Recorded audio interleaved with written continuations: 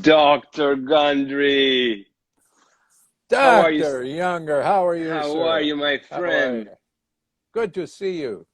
Great to see you. I was just beginning to talk about you for my listeners and for my followers.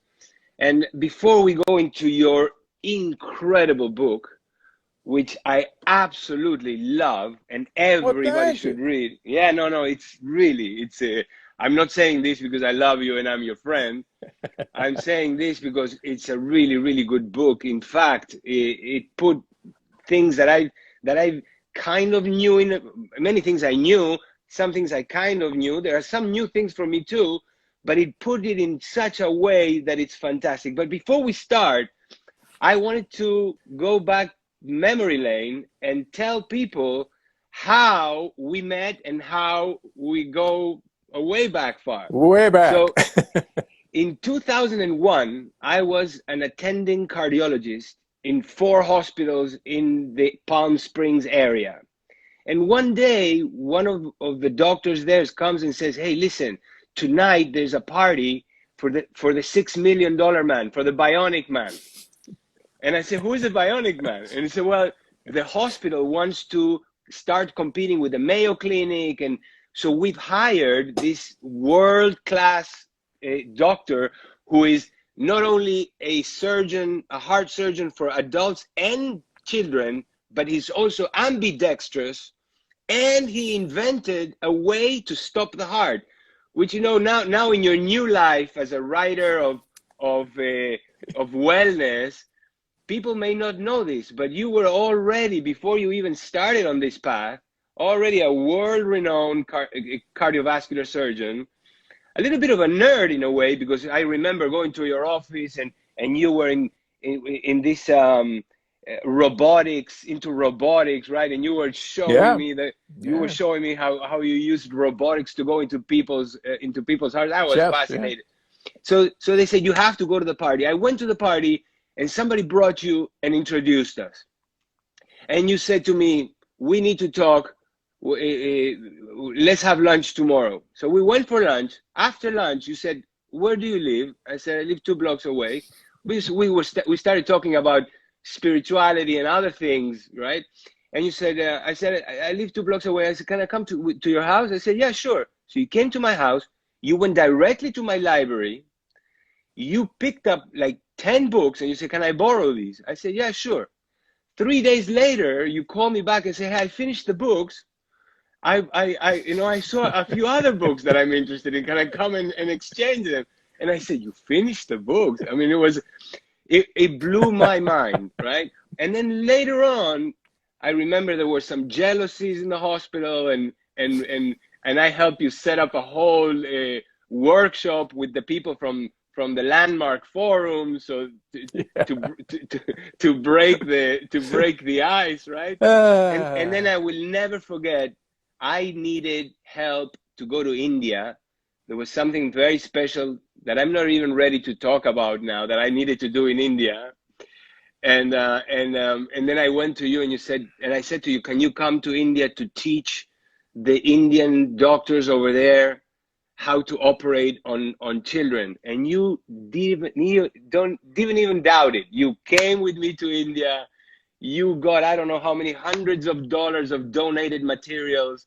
And we had a great mission in India where we taught surgeons over there how to operate on children. I have the photographs. I'm going to post them after we speak so people can see.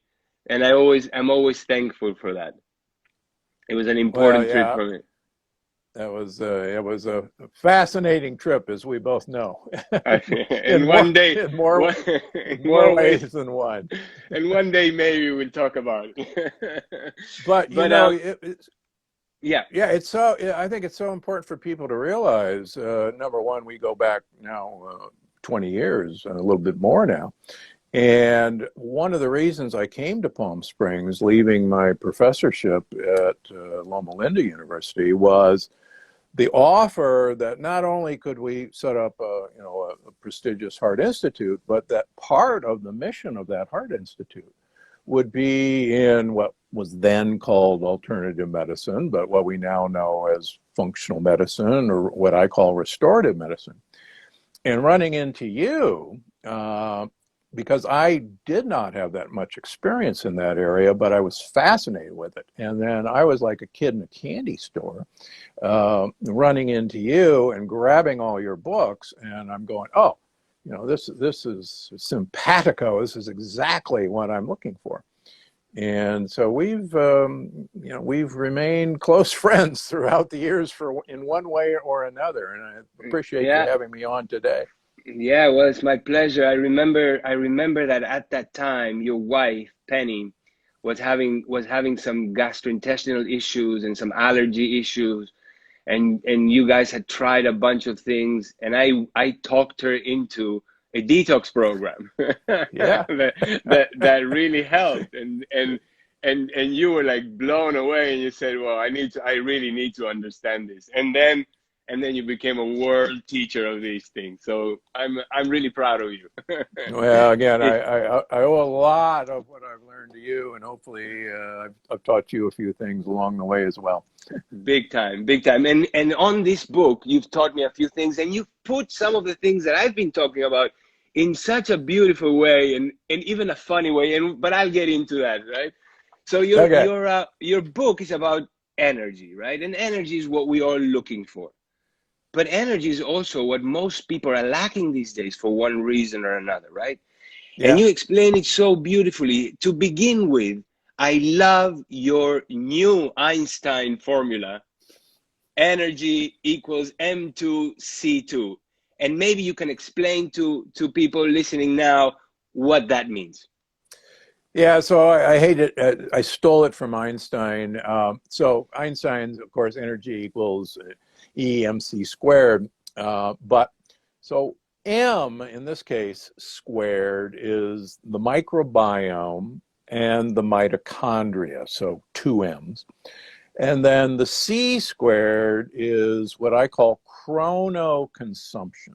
And timing of meals, if you want to call it intermittent fasting, if you want to call it time-restricted eating, however you want to call it, and also the type of foods that you eat. And I think, so energy is actually the product of the microbiome talking to mitochondria. And I think that's one of the big revelations of this book, is how mitochondria and the microbiome are literal sisters, and there is a communication that occurs between the microbiome and mitochondria. And this language was discovered a few years ago. And I'll tell you a fascinating story.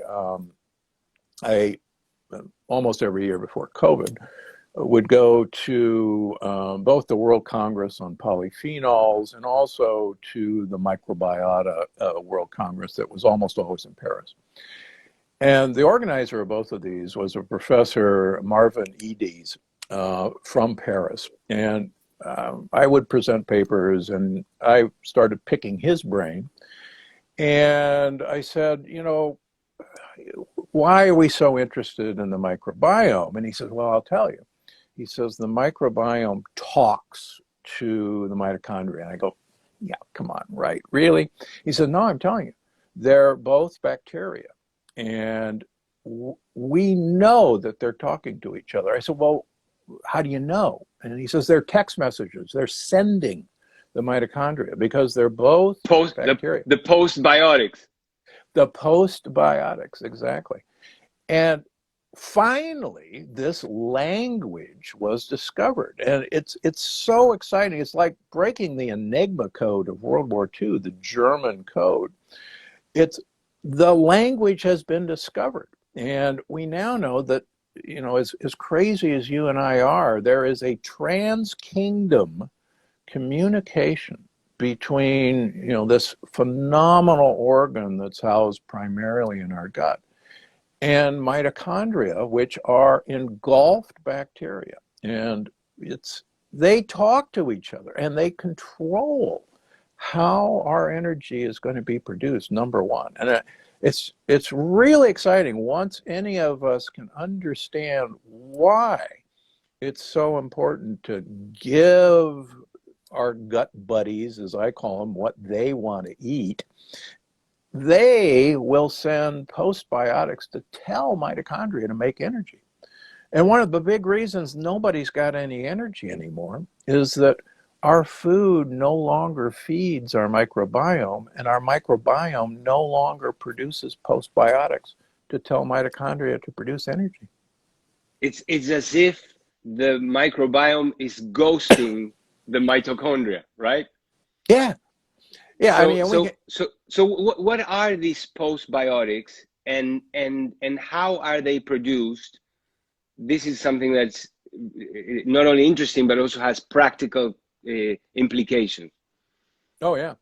So, most people have heard about probiotics, the friendly bacteria that we potentially can swallow.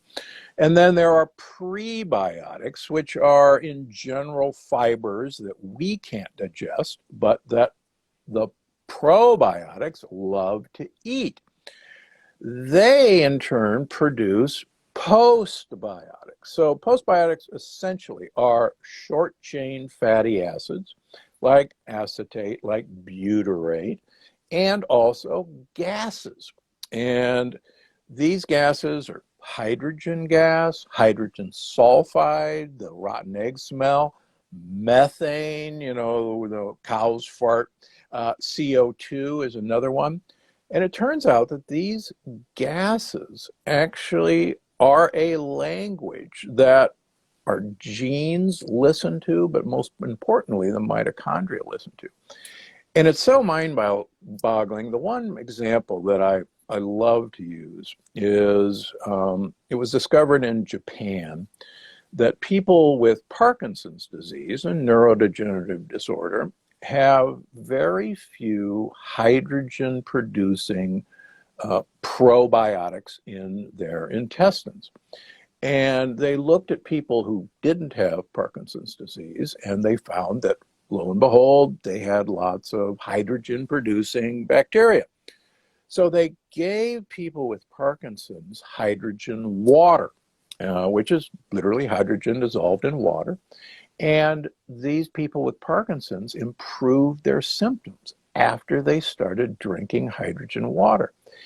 And, it's just mind-boggling to think that, hydrogen gas produced by our bacteria when we give them what they want to eat could have such profound effects on our mitochondria and our brain that it's like, well, why wouldn't we, want to feed our bacteria the food they need to do all this for us? Yeah. Now, in the wellness and functional medicine world, one hears a lot about fiber, right? And the importance of fiber, and yeah, it is really important. But in your book, you talk about the Hadza tribe from Tanzania, and I've been looking at them because there's a doctor that I follow called the Carnivore MD, Paul Saladino. who just went to visit them and spend some time with them, and is talking about their habits of eating, which is mostly carnivore, nose to tail, right? So can you explain? Yeah. Only part of the year. And I was just on Paul Saladino's podcast last week. And Paul and I actually have become good friends. We like to bounce some, things off each other. And Paul was there for 1 week.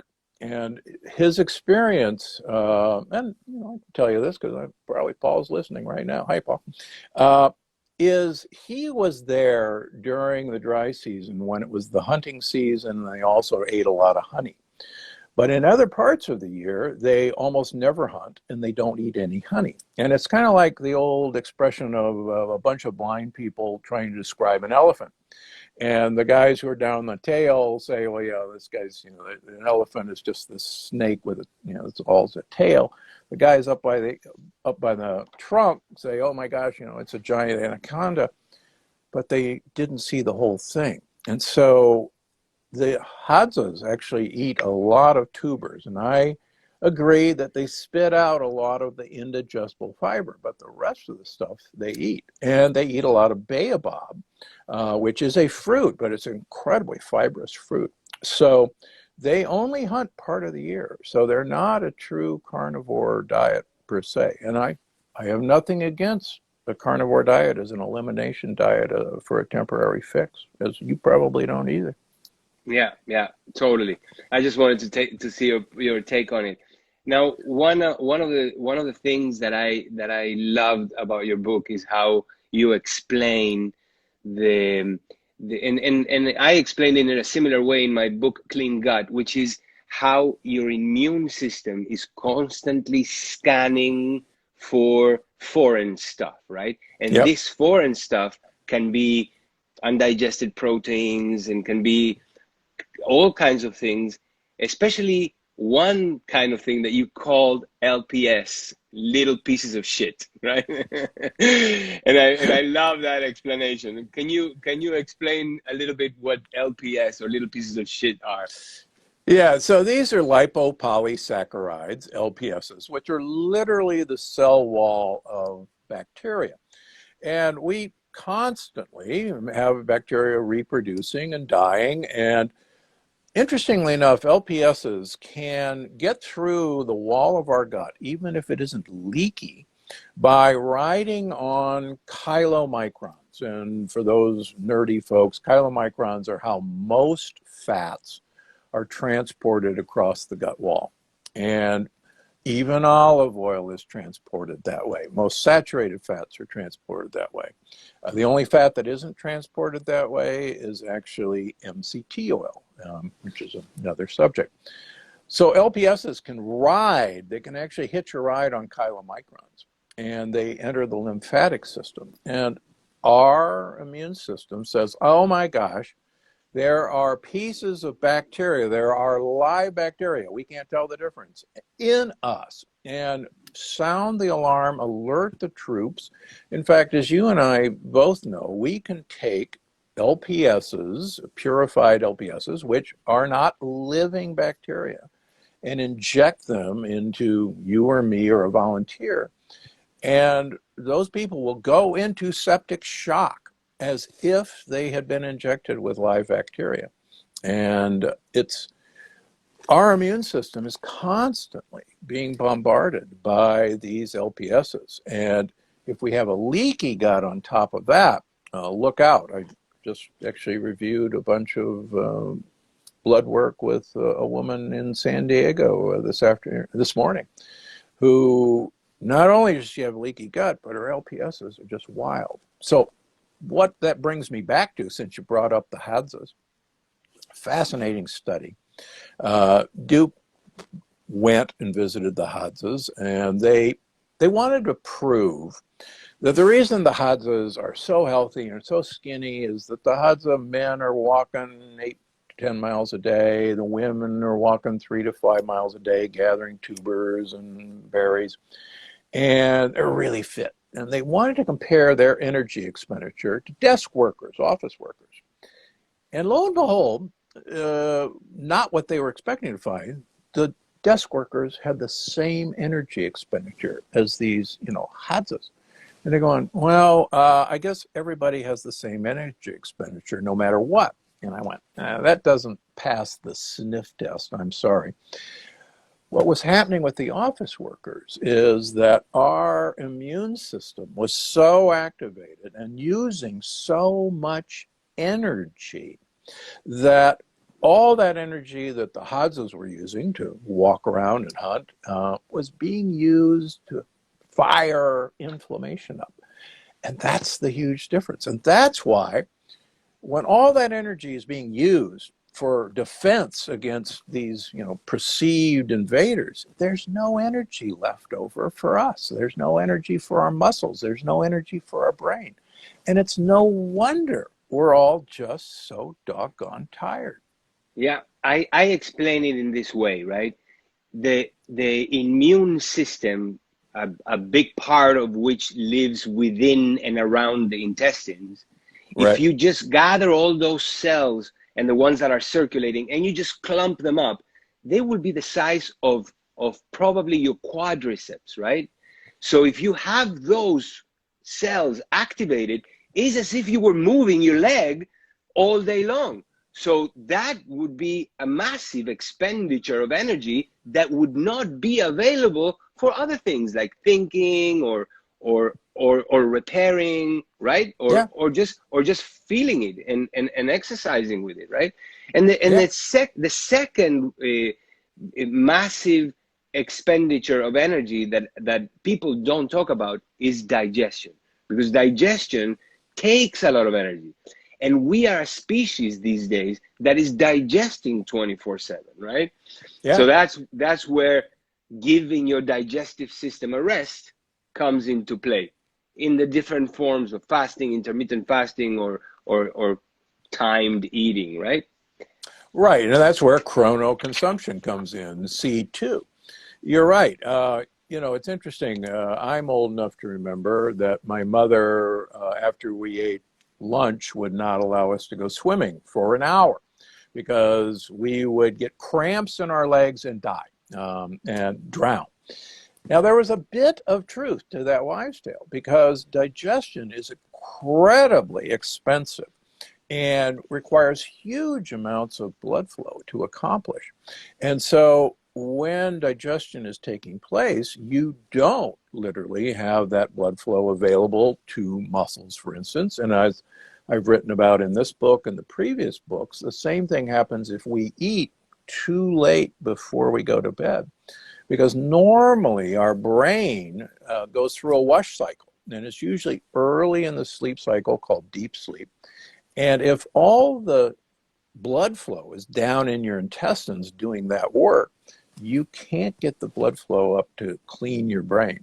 And a big part of the book, particularly in part 2, is training people to try to limit the amount of time that they're digesting food, because for 2 reasons. Number one, exactly what you talk about, it takes huge amounts of energy away from things to get repaired, for number one. And number two, the startling work, particularly out of the Salk Institute in San Diego, is that Pachasanda has found that the average American is usually eating something 16 hours a day.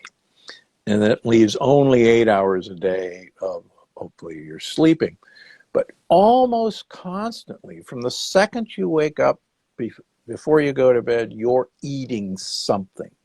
And that's so contrary to the way we were designed. And so what's happened is we have absolutely overloaded our mitochondria with processing too much food 16 hours a day.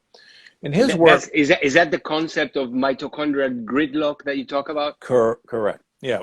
And the mitochondrial gridlock, normally, mitochondria like to process sugars. They're really good at processing glucose. They're actually really good at processing amino acids, protein. And they're actually really good at processing fatty acids. Now, normally, if we ate whole foods, and I hate to use that word, but actually ate foods whole, sugars would arrive first, proteins would arrive later, and then fats would actually arrive a long time after that. And our mitochondria are really good at handling one thing at a time. But now with ultra-processed foods, what we've done, what chemists have done, what big food has done, is make instantly available sugars, amino acids, and fats all at once converge on our mitochondria. And we get literal rush hour traffic, mitochondrial clogging of everything, and quite frankly, nothing moves. We grind For the more nerdy people, basically we're talking about the Krebs cycle, right? Yeah. In which you get different inputs that get gridlocked. Yeah. And we were never designed for that. It's interesting. The Hadzas, they don't eat breakfast. They go, that's not even a term we understand. We'll break fast at 10 or 11 whenever we find something to eat. But the idea that you get off the ground and have breakfast is just, it's a crazy Yeah. term. I talk about this all the time, that breakfast, lunch, and dinner is basically killing humanity. This is an invention for comfort, for practicality of working, and for the financial gain of the food industry, right? Yeah, yeah. Yeah, really, breakfast didn't even come about until the Industrial Revolution, because people would work in a factory for 12, 14 hours a day without a break. And the wives would send the men, with something to eat before they left, because they wouldn't have anything until late into the night, which actually was a pretty good idea. That's called a Ramadan fast. And then the cereal industry figured out that breakfast was one of the greatest profit motives of all time. In fact, fun fact, Kellogg's Corn Flakes was advertised as the world's first pre-digested meal. Now think about that. Why in the world would we want, a pre-digested meal that would go, which was pure sugar, which would go instantly into our bloodstream? It's like, that'd be the last thing we'd ever want. But that was actually their advertising idea. So for people listening, and theories are beautiful and interesting, but what are the practical tips, the takeaways to avoid mitochondrial gridlock? Well, so the practical tips are, number one, the more you can compress your eating window to, I would hope to get people to a 6 to 8 hour eating window. Certainly my colleague Dale Bredesen thinks that if you carry the ApoE4 gene, which 30% of people carry, you really do want to limit your eating window to 6 to 8 hours. That means practically break fast at 10 o'clock in the morning and finishing at 6 o'clock at night. Now, the problem is that most people can't do that. 80% of us have insulin resistance, and sadly, we do not have mitochondria that can switch on a dime between going from burning sugar to burning fat. That's because insulin actually prevents us from mobilizing fat out of our fat cells. And if 80% of us are insulin resistant, even trying to go even a few hours longer than normal, you usually just can't do it. You get a headache, you get weak, and that's why so many people think they're supposed to graze all day long to keep your metabolism going. It's actually the exact opposite. Really fascinating study looking at Italian athletes. They took Italian athletes and they gave them isocaloric diets. They all had to eat the same meals. One group got a 12-hour eating window. They had breakfast at 8 o'clock, they had lunch at 1 o'clock, they finished dinner at 8 o'clock, 12 hours. The other group basically had breakfast at 1 o'clock in the afternoon, lunch at 4 o'clock, and dinner they had to finish by 8. So about a 7-hour eating window. Their athletic performance was the same, their muscle mass was the same, but the athletes who ate with the 7-hour eating window lost weight. The other guys didn't lose any weight. But what's really exciting, at least from longevity standpoints, is the compressed eating window. These guys, insulin-like growth factor, IGF-1, which is the best measurement we have right now of promoting longevity, plummeted compared to the athletes who ate in a longer window. So the book practically teaches people in a step-by-step fashion, 1 hour a day, how to reach a narrower eating window. And we hold your hand. We don't say, okay, tomorrow, Tuesday, I know you eat breakfast at 7 o'clock, but guess what? You're not going to eat breakfast till noon. It's not going to work. Tomorrow, Tuesday, we're going to have breakfast at 8 o'clock. You can make it 1 hour. Then we're going to ask you on Wednesday to have breakfast at 9 o'clock and so on. And then the exciting part of the book is you get to take the weekends off. Relax, don't work so hard. And then the next week we start again, only moving 1 hour later.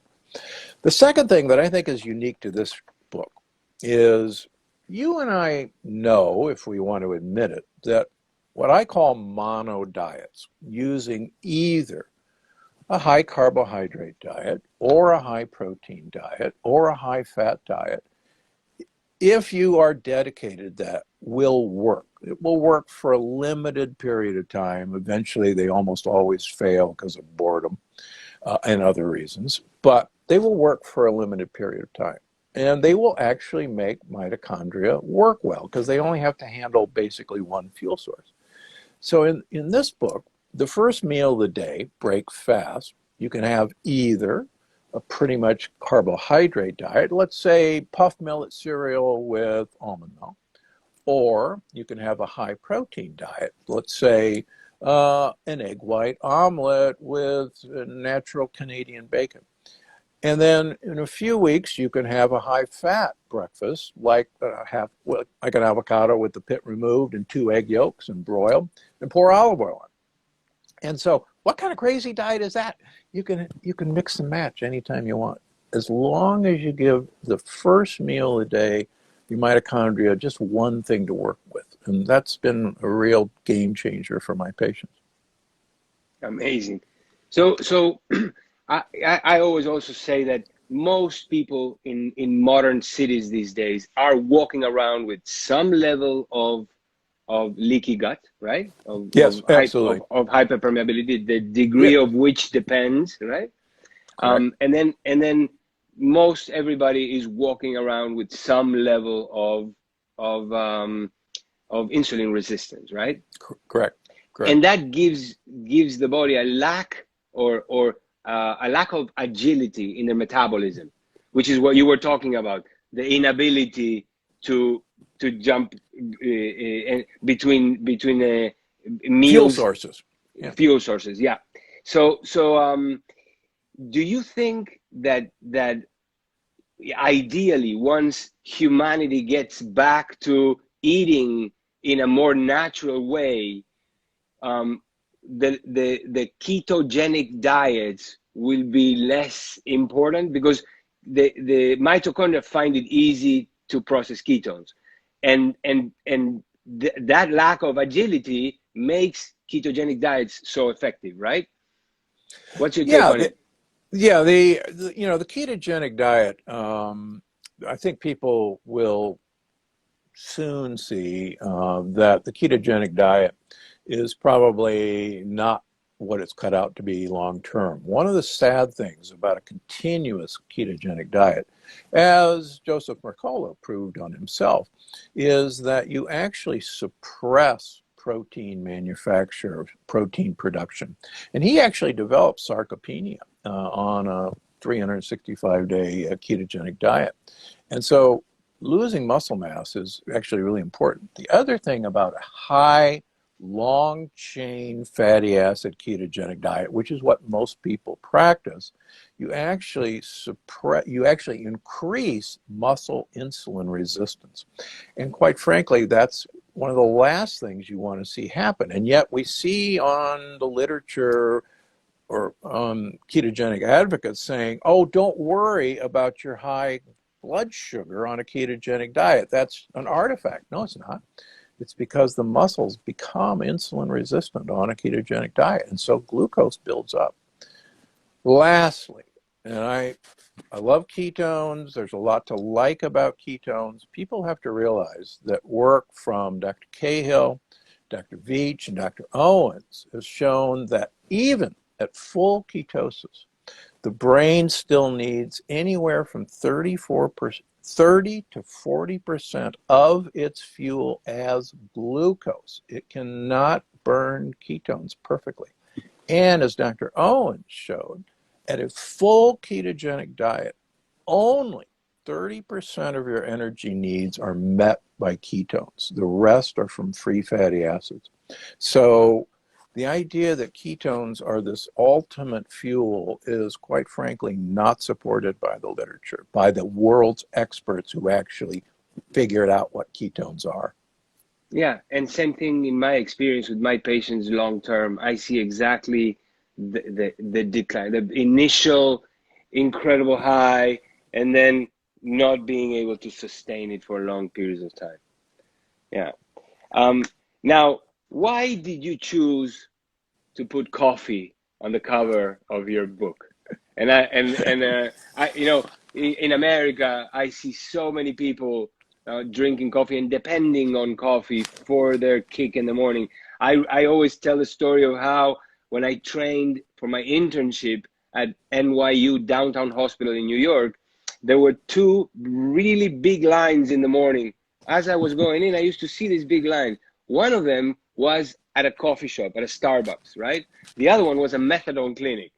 And I couldn't but compare the level of addiction and dependence of these two different groups of people, right? But you put coffee in the cover of your book. Let me know why.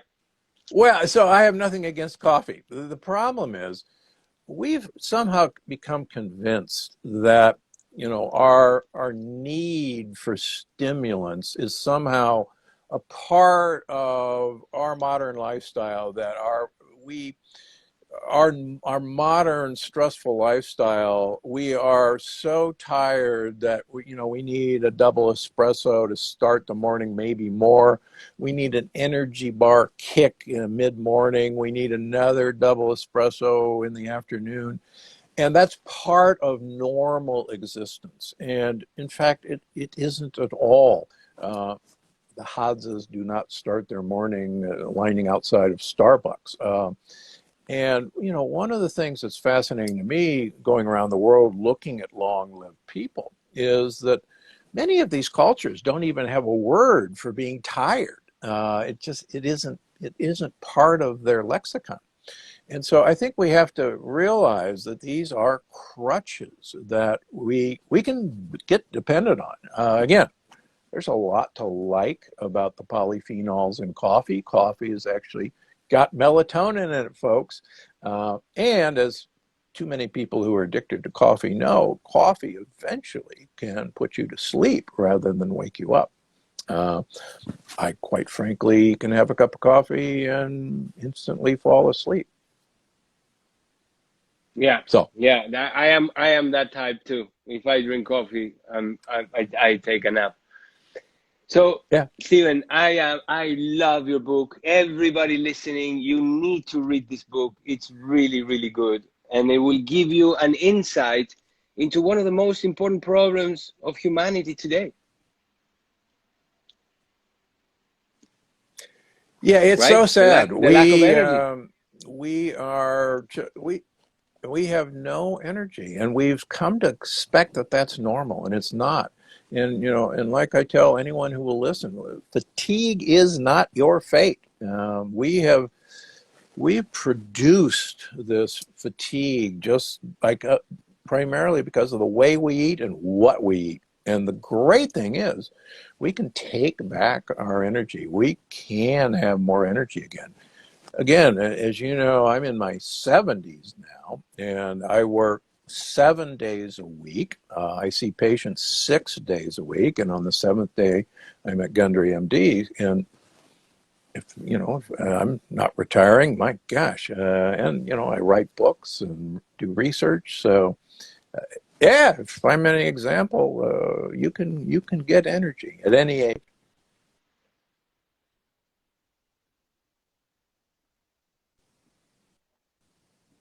Amazing, amazing.